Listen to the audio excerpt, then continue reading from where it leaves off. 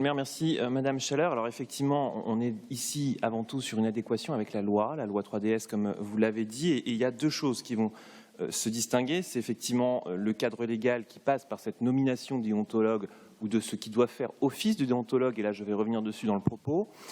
Et ensuite, ce que vous appelez la charte, effectivement, qui engagerait en tout cas les élus de notre Assemblée par la suite. Alors, personnellement, je m'attendais à une réelle avancée de votre part sur ce sujet au regard de votre programme, et j'y reviendrai. Je vous avoue rester grandement, très grandement sur ma faim, et vous me permettrez d'être un peu long sur un tel sujet qui touche aujourd'hui à la confiance avec le citoyen, et on voit bien aussi ces différentes récriminations qu'on peut entendre dans différentes manifestations et sur les réseaux sociaux. Alors, plusieurs points, je vais d'abord m'axer sur les premiers de forme. Ça concerne déjà la conception même de la charte.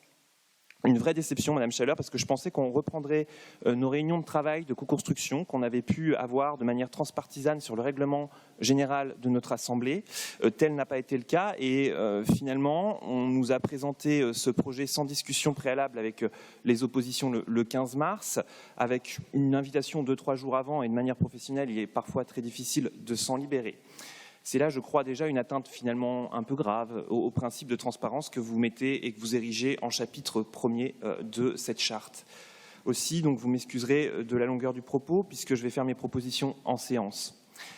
Concernant la désignation même du déontologue, je suis étonné que vous ayez choisi une individualité, puisque le décret, la loi, permettent une commission, ou un collège plutôt, par exemple de 3 personnes, comme à Paris, comme à Orléans, alors même que nous sommes une ville universitaire de droit et de renommée, et nous avons pléthore de professeurs qui pourraient composer, ou de magistrats à la retraite qui pourraient aussi s'adjoindre à ce collège. La collégialité, elle garantit toujours une certaine indépendance de l'avis, sans mettre en doute d'ailleurs la probité du déontologue envisagé seulement, puisque nous allons voter après par la suite ou non cette délibération. Mais en la matière, en tout cas, je crois qu'il vaut mieux prévenir que guérir. Je pourrais aussi vous parler de la création à Nantes de la commission éthique et transparence, d'une répartition entre les élus d'opposition et majoritaires qui ne se limite pas à la commission des finances, et d'un véritable travail de co-construction qui n'est pas ici envisagé, dans le suivi de la charte en tout cas.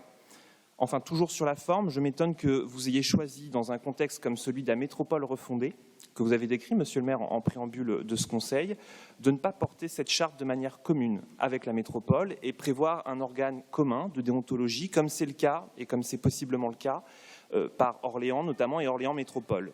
Là aussi, la loi et le décret le permettent, et la métropole est tenue au même délai que nous. Il n'y a donc pas d'inadéquation entre les deux.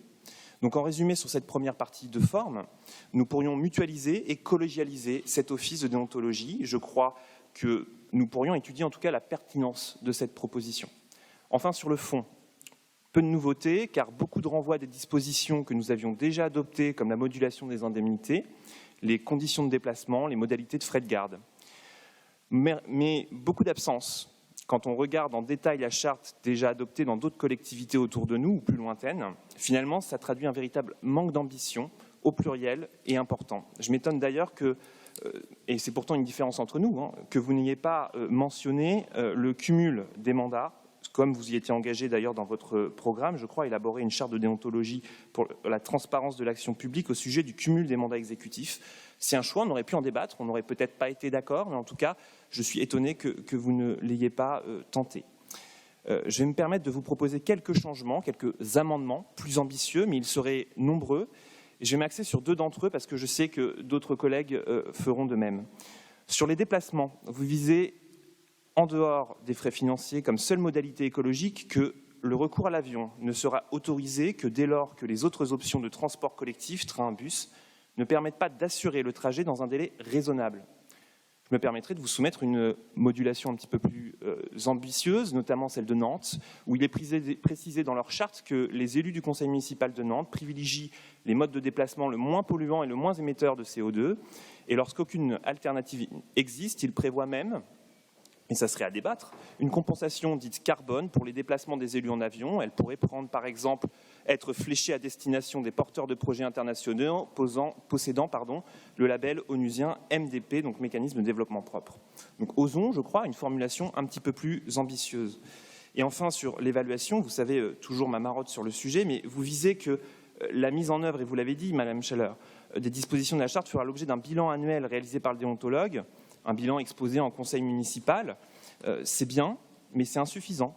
Orléans Métropole va bien plus loin aussi et propose la mise en œuvre de rapports au pluriel, bilan sur la mise en œuvre des déplacements d'une part en conseil municipal, mais encore plus intéressant pour la transparence à mon sens, un bilan annuel relatif au train de vie de la collectivité qui sera présenté au conseil municipal. Il recensera en particulier le montant des indemnités versées par les élus, les différents avantages en nature comme voiture et logement de fonction, le nombre de collaborateurs de cabinet de rémunération globale, les éventuelles rémunérations versées par des organismes satellites de la mairie, le montant total des frais de déplacement et enfin les frais de réception des élus. Enfin, un regret, c'est l'absence d'un article qui permet, comme à Marseille, de viser à ce que les élus municipaux s'engagent, en cas de condamnation pénale définitive pour crime ou délit, à immédiatement démissionner de leur mandat d'élu. Là aussi, à mon sens, vous manquez d'ambition en ne visant qu'un retrait des délégations par le maire. Alors, monsieur le maire, madame Scheller, votre opposition, je crois que vous voyez, elle est toujours pleine de propositions en la matière notamment, et je suis certain que nous pouvons encore avancer ensemble beaucoup plus loin et dans le temps imparti. Alors, je vous dirai chiche.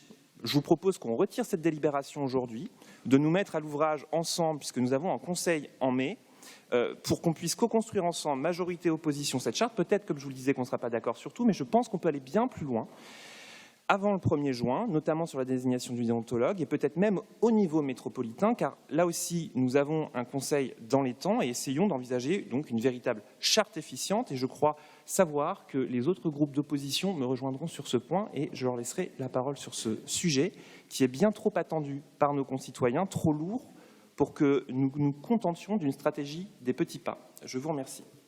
C'est quand même, il faut qu'on délibère sur la nomination de maître Gérard Sebron comme déontologue. Donc on conserve ce point-là. Et puis on se laisse du temps pour retravailler sur cette charte jusqu'au mois de juillet plutôt qu'au mois de mai, puisque le temps imparti, à mon avis, ne serait pas forcément suffisant. Donc là, autant bien faire les choses, puisque les agendas des uns et des autres sont assez contraints, pour permettre que tous ceux qui, et puis je vois que ça motive beaucoup de monde, donc que toutes celles et tous ceux qui sont motivés par cela puissent profiter de ce travail. Et en même temps, Monsieur Brutino, vous pourrez proposer à la métropole de voter la même, à l'identique. Ça serait un beau coup double. Monsieur le maire, effectivement, pour cette décision, en tout cas, moi, je la salue. Je note votre main tendue aussi avec la métropole et j'en profite pour saisir tout de suite la vice-présidente compétente, puisque ça sera transition citoyenne avec notre nouvelle vice-présidente Élise Pereira-Nunes. Je suis certain qu'on va pouvoir très bien travailler ensemble et elle sait qu'elle peut compter sur mon soutien et sur notre soutien sur ce sujet-là à la métropole, et je suis certain qu'elle transférera évidemment toute notre considération sur ce sujet au président. Je vous remercie.